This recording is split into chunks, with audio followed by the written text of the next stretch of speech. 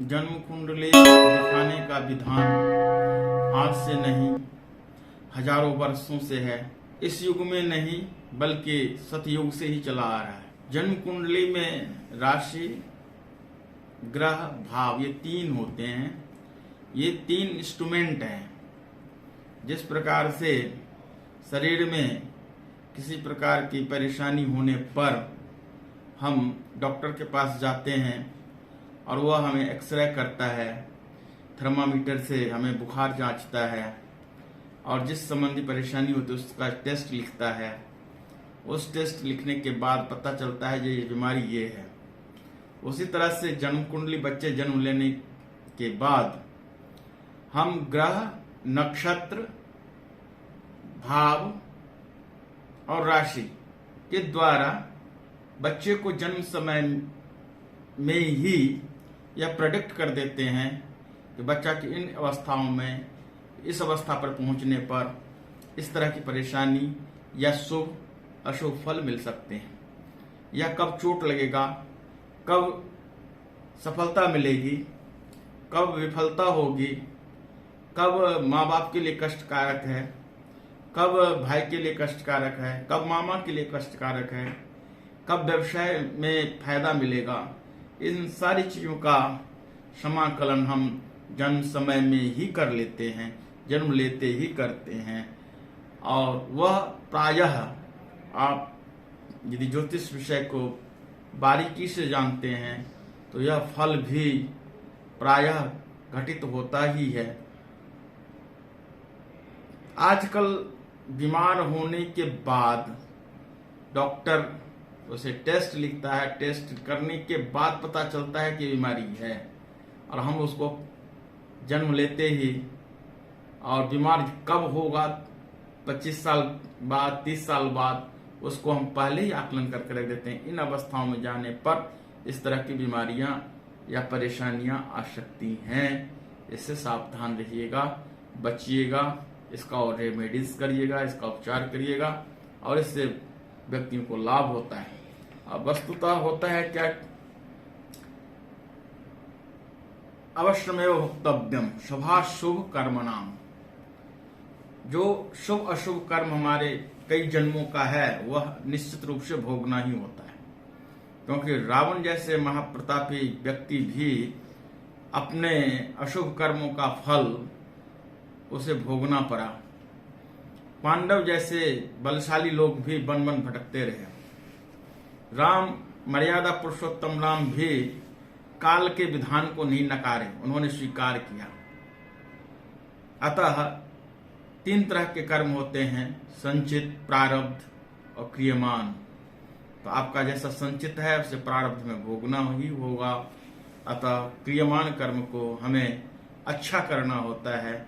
अच्छा करेंगे तो क्रियमान कर्म के द्वारा प्रारब्ध जन्य जो कर्म है या उसका परेशानियां है वह दूर हो जाता है। अब ये कर्म कैसे करेंगे तो अध्यात्म के द्वारा, भगवत भजन के द्वारा। दो चीज है, भक्ति के आगे सारी शक्ति फेल है। ज्ञान और योग जो है भक्ति के आगे में फेल है।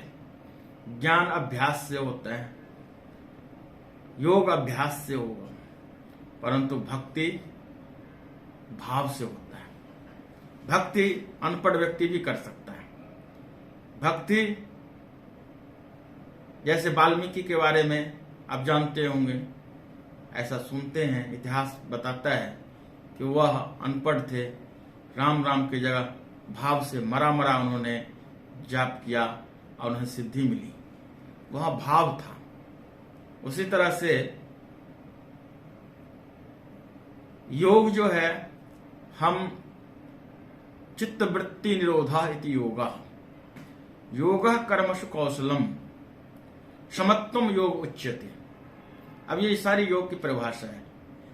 कर्म करने की कौशल को हम योग कहते हैं। चित्त की वृत्ति का निरोध करना योग कहलाता है। और समत्वम योग उच्यते, जो दो व्यक्तियों में छोटा बड़ा नहीं समझता है, जो सुख दुख में कोई अंतर नहीं समझता है, आप मान अपमान में कोई भेद नहीं समझता है, वो अपने कर्म पे केवल ध्यान देता है, वही योगी है। विद्या और शिक्षा, विद्या अभ्यास से होते हैं।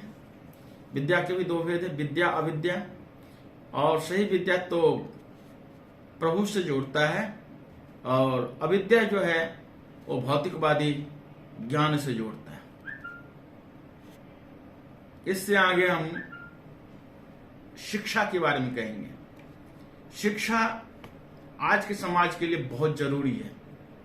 बहुत बड़ा विद्वान बहुत बड़े शिक्षक नहीं हो सकते, क्योंकि शिक्षा एक शिक्षण या शिक्षक एक कला है, यानी पढ़ाना एक कला है, ज्ञान एक शक्ति है। वो आपके अंतर्निहित भी हो सकता है, जैसे अंतर्मुखी व्यक्तित्व कहते हैं, बहिर्मुखी व्यक्तित्व कहते हैं। तो पढ़ाना एक कला है, विद्वता एक अपने अलग चीज है जो आपके अंदर है।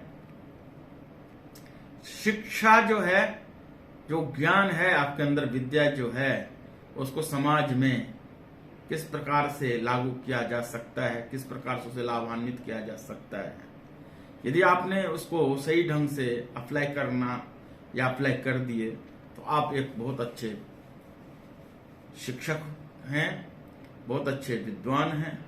अन्यथा ज्ञान आपके पास में है, विद्या आपके पास में है, परंतु आप अच्छे, जो गांव सब में बहुत सारी बातें हैं या हमारे पूर्वजों ने जो बातें कही हैं, वो सारे ज्ञान पे आधारित है और वो सीखने से मिलता है, व्यवहार से मिलता है।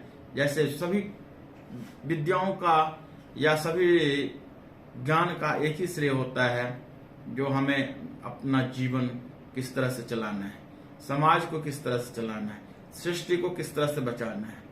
और इसी चीज को समझाने के लिए एक ज्योतिषी कुंडली के माध्यम से उसके व्यवहार के बारे में ज्ञान करवाता है, उसे शिक्षा देता है, उसे विद्या कैसे प्राप्त की जाए वो बताता है, कौन सी विद्या आपके लिए सफल है वो उसके बारे में बताता है।